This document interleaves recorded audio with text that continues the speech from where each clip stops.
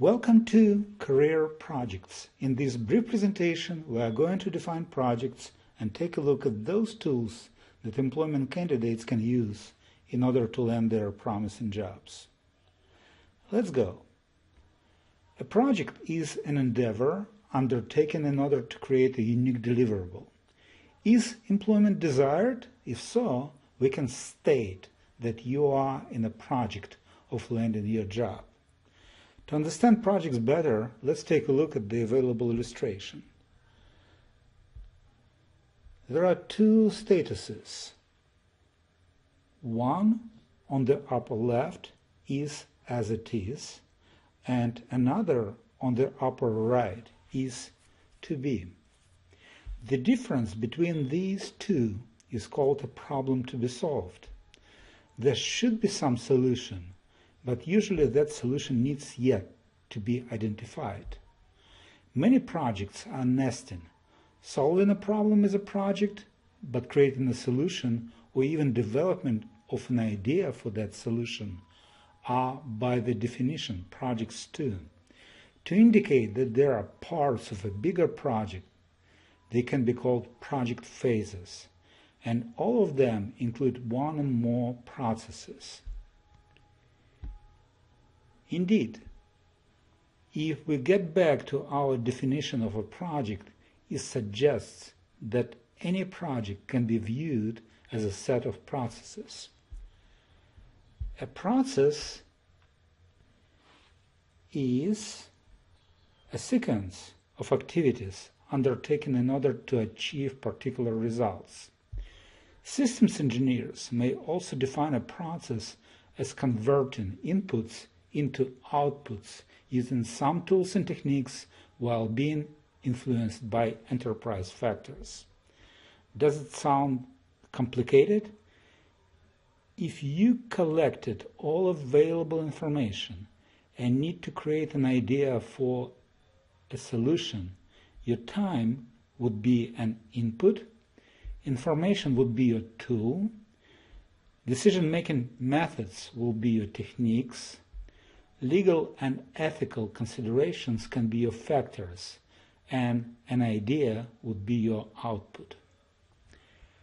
Administering projects particularly includes sequence processes, project phases that are required in order to accomplish a project. There are several approaches, and in this presentation we will consider two of them. A traditional model is called the career waterfall. Many career counselors may recommend this route.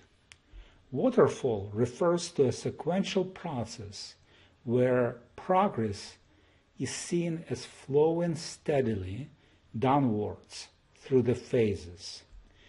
These phases may vary, but often consist of A. Discovering one's vocation, B. Suggesting one's target occupation, C. Identifying work-related competence needed for a particular position, D. Development of one's knowledge, skills, and abilities, E. Development of one's employment credentials, F. Job search, G. Adjustments to the job market, and H. Landing one's job in the target occupation. Let's add some real-life example. Just the name is changed to preserve the privacy.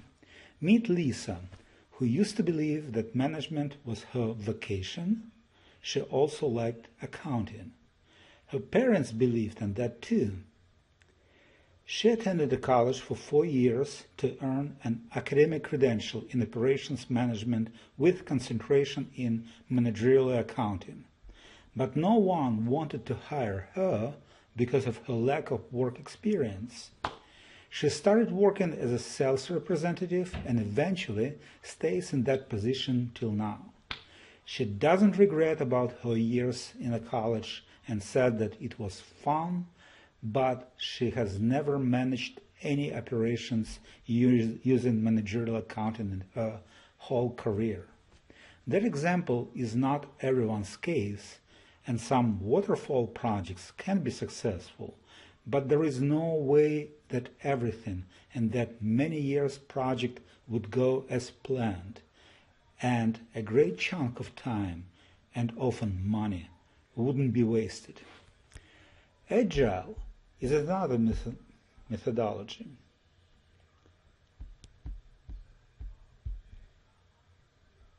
Of administering projects.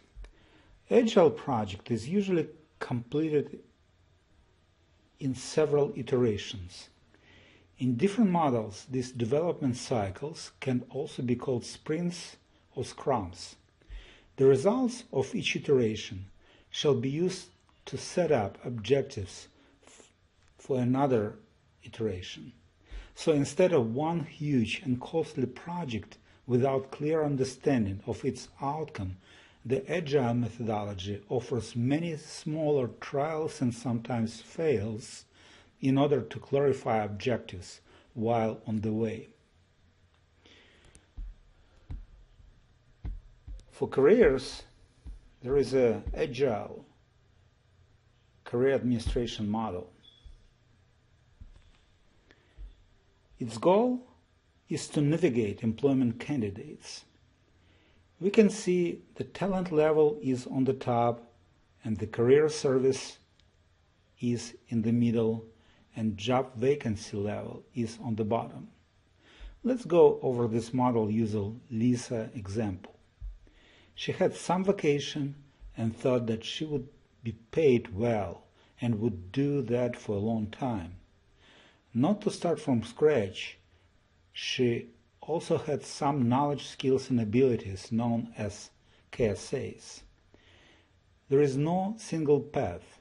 However, if she knew like 50% of basic bookkeeping from her first semester in her college, she could have started looking for a job as an entry-level bookkeeper in the tax season. Even she worked as a volunteer, she would test her bookkeeping fit, whether bookkeeping fits her vacation. If she liked it, she could switch her major to accounting or anything else. In 4 years, Lisa would have a 4-year degree, 3 years of experience, and an actual job. Employment suggestions is the place which can match you to your target job. These target jobs have some requirements which can be expressed as knowledge, skills, and abilities, or KSAs. A particular bookkeeping job pretty much always has its requirements. It defines what their bookkeeper needs to know, what to be skilled at, and what to be able to do. Let's say Education Alliance LLC hires someone who needs to know debits and credits, as well as to be able to do some income statements and balance sheets. These KSAs should be compared with those KSAs which Lisa already had, and the gaps could be found. Let's assume that Lisa knows and is able everything that the employer looks for besides income statements. To fill this void in this gap is called a gap project. Lisa can start to concentrate on income statements in order to add them to her toolbox. Usually someone needs to credential you in order to get a job, and any recruiter will look at your credentials. You cannot say that you know everything in a particular field. Someone needs to prove it. Sometimes some employment credentials include academic degrees, some are not. When employment credentials are set up, it can lead to a job interview, which can be considered as a credential too.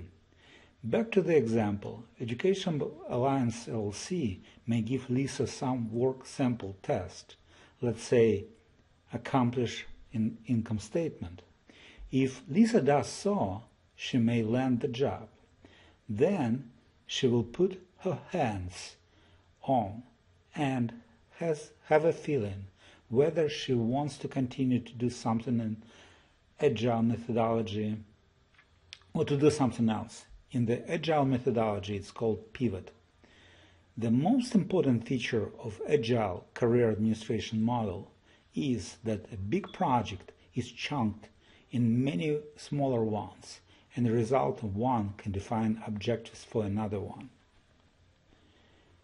Let's get back to the Agile model.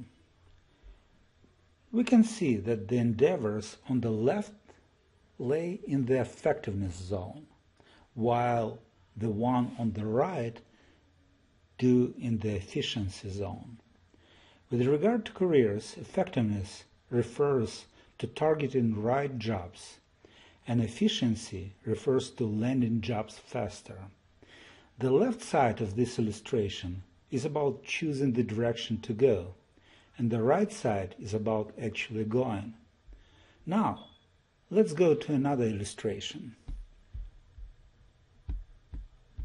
This matrix displays what may happen if you go fast in the wrong direction. You are just investing your time and effort into your career death. At the same time, most of professional workforce service providers concentrate on efficiency, resumes, interviewing skills, and so on. Of course, it is helpful to those job seekers who know their direction. There is a chance that the others play a Russian roulette, which is a lethal game of chance. The options are to stay alive or die. This concludes the Career Projects presentation. We have defined projects and taken a look at the career waterfall.